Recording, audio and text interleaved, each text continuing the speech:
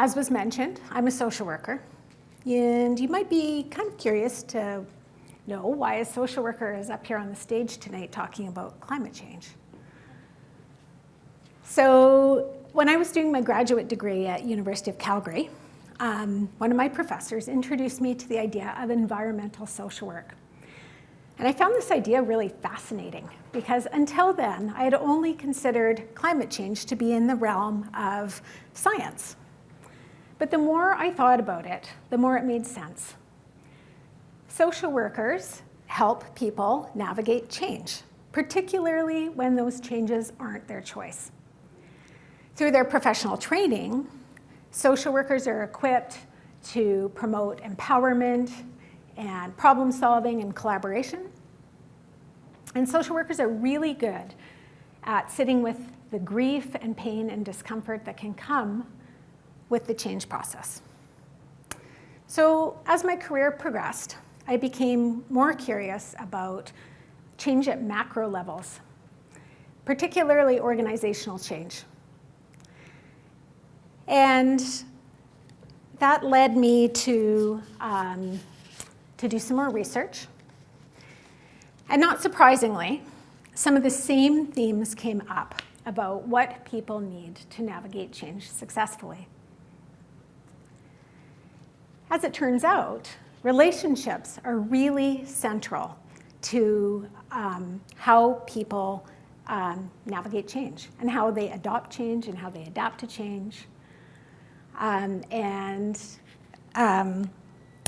So what I learned is that people need some extra support to get through change. Navigating change is really about managing change is really about managing how people feel about it. And because of the discomfort that comes with change, leaders tend to rush through the process and they neglect the emotional side of things.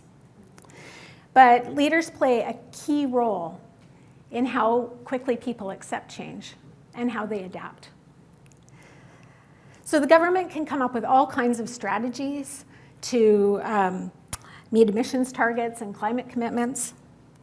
But if they neglect the human side of the process, then change is going to continue to be slow, and we'll have slow progress. The science is clear about the impact that people are having on the earth and the environment. Climate change certainly is one of society's wicked problems, and wicked problems are those unwieldy problems that seem impossible to solve. And they're fueled by uncertainty and fear and hopelessness.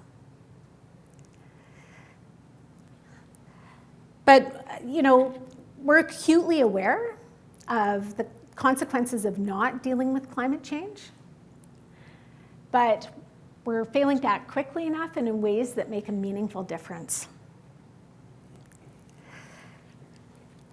Meeting climate change targets requires changing the way that we live.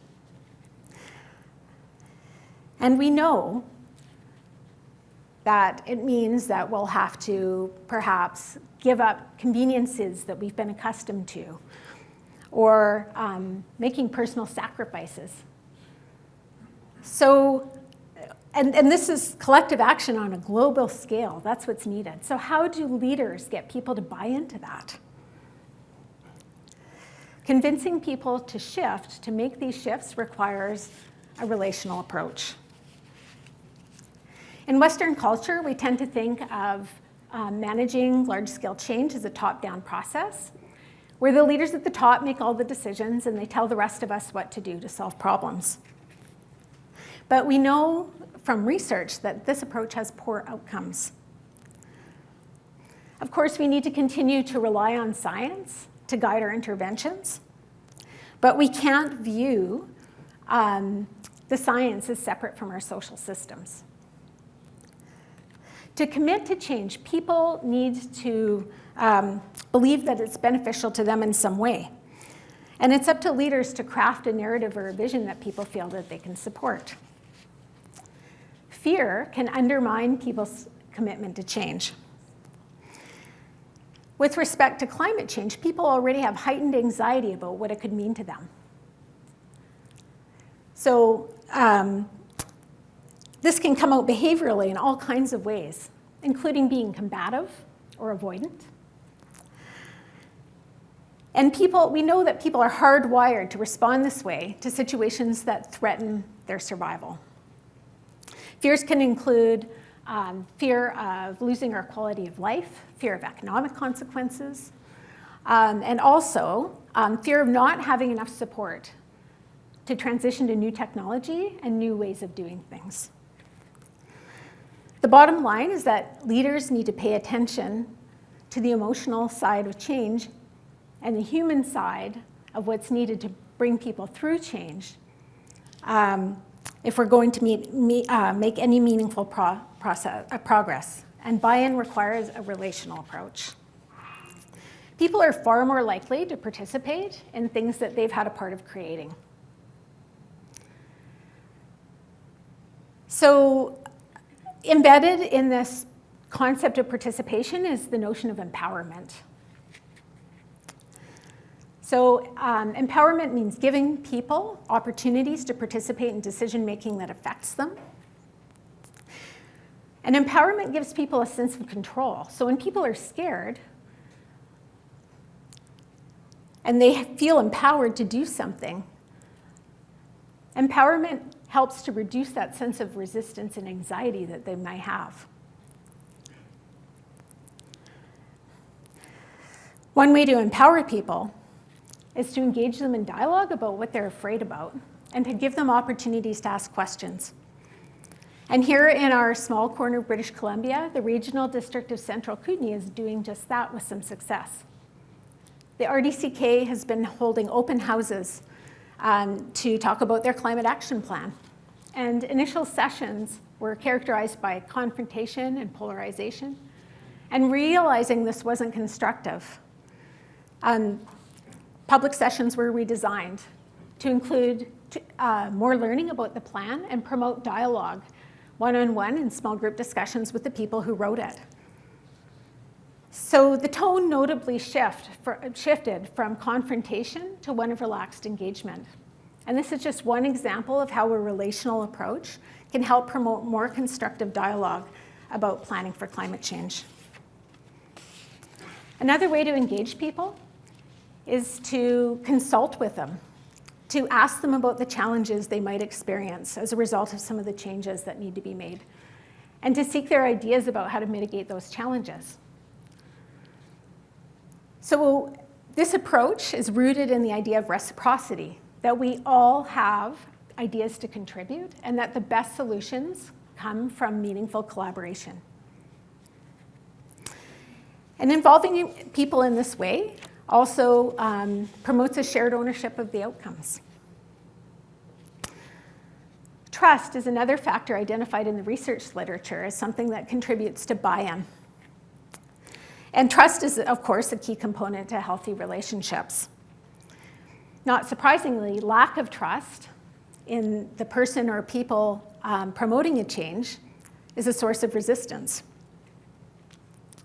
And that lack of trust could be in part due to a lack of direct relationship or a lack of or minimal in-person contact with the decision makers.